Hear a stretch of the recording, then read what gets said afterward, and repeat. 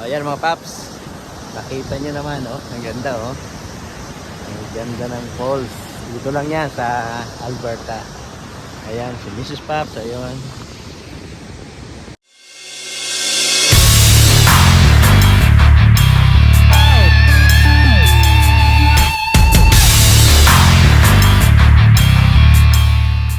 This is Apa, and I'm the Papa. Welcome to our channel! Good morning, good afternoon, good evening all over the world mga paps. So this time tayo ay mag-i-escapade. So abangan nyo na lang mga paps ang ating patutunguhan. At sigurado meron kayong magandang mapapanood. So this is Apa and Papa's Vlog. Nagsasabing magandang buhay. And let's go! So ito yan mga paps, at labas na kami ng aming community. So samahan nyo kami sa aming 4 hours drive para makarating tayo dun sa venue. So ayan, at panoorin nyo yung magandang tanawin. Let's go!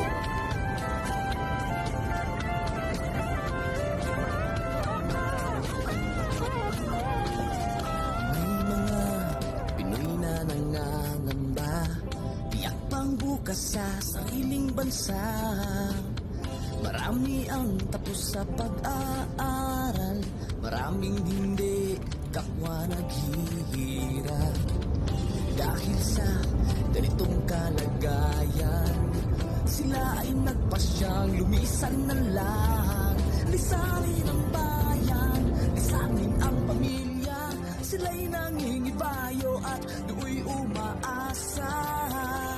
Doon, kalabang mortal ay humsik kaibigan.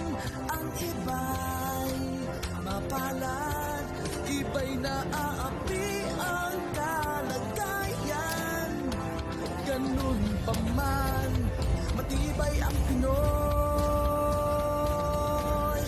Laban Pilipino, saan man sa mundo, ang Pinas sa inyo'y saludo. Malawak man ang daigdig, malayo ka man kababayan, sa kalungkot ay huwag padadaig.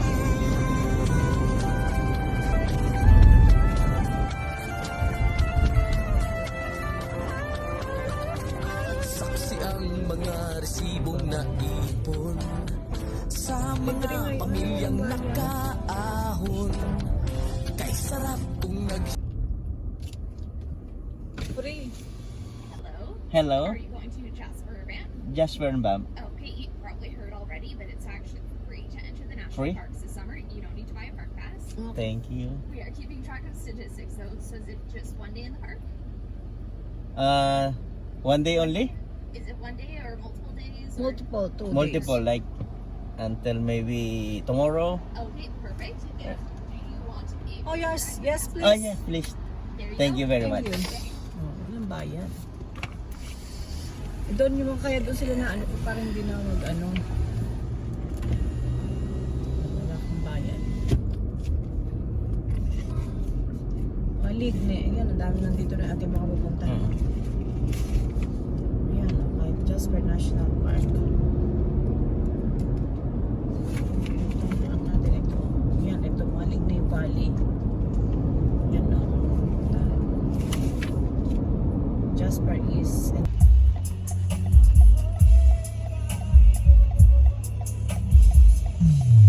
Faithfully.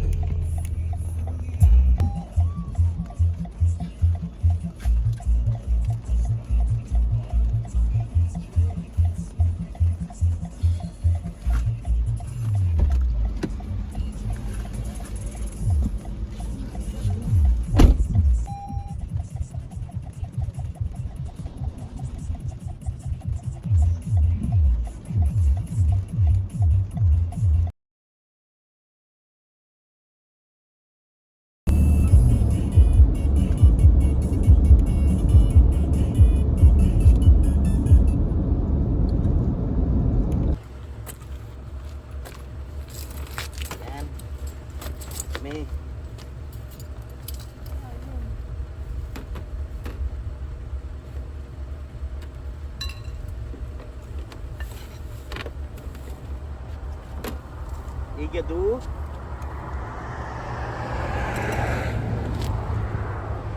dinuguan.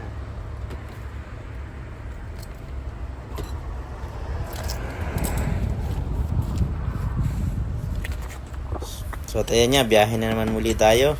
So another 1 hour para makarating tayo doon sa place na sinasabi ko. At eto nga, hindi na asahan ay mayroon tayong nakitang mga deer sa karsada.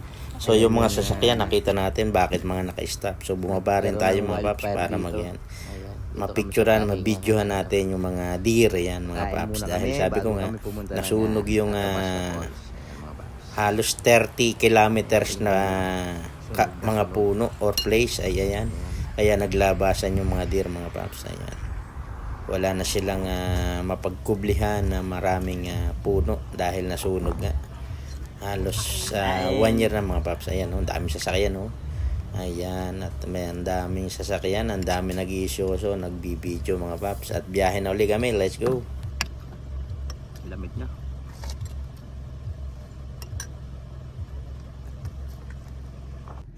So yan mga paps, at nakaraos na rin yung aming tanghalian dito. Yan sa Gandang view. gandang view. Nagkaroon ng wildfire dito. Ayan, mga sunog na sunog yung mga puno. So yan, at kita-kita na lang tayo sa next place na pupunta natin. So back to drive again mga paps. Ayan, dito pa rin tayo sa mga nasunog na puno. Ayan, mga pine tree. At eto nga, nagulat tayo bakit ang daming nakapilang sasakyan, bakit ang daming tao sa tabi ng kalsada. So eto, nakita namin yung mga deer ay kinukuhanan nila ng picture or video. Dahil nga ito ay nagkaroon ng wildfire last year. So itong mga deer na ito ay wala nang mapagkublihan, ika nga, wala nang mga puno. Alam nyo naman, itong mga gantong klaseng hayop ay sa mga kabundukan at nakatira. So naglabasan sila mga papi, pero mababait po sila. At halos na bilang ko ay mahigit 10 silang deer na nandito. Ayan, ang dami mga. So yan yung mga sasakyan na sinasabi ko. Kaya ayan, naka-isyoso na rin kami, naka-picture, nagka-video, at ayan, nagkaroon tayo ng content. At eto, biyahe na naman tayo again. At napakaganda ng tanawin sa kaliwa, sa kanan, mountain, at magagandang puno, yung mga pine tree. So cloudy lang mga paps, kaya medyo malabo ang ating video. Pero dito sa lugar na ito mga paps ay wala nang hindi nagkaroon ng wildfire. So napakahaba yung wildfire, halos nasa 30 kilometers mga paps yung yung nasunog. At ayan lang, at mag-enjoy tayo at abangan nyo pa, marami pa tayong mapapanood, marami pa akong mapapakita sa inyo na lugar dito sa Alberta. So itong mga dinarayo. At eto na nga mga paps, nandito na kami sa parking area. After 1 hour drive again, simula ng kumain ay eto na, nandito kami sa Athabasca Falls. So yan lang mga paps, at hanggang dito na lang ang ating video.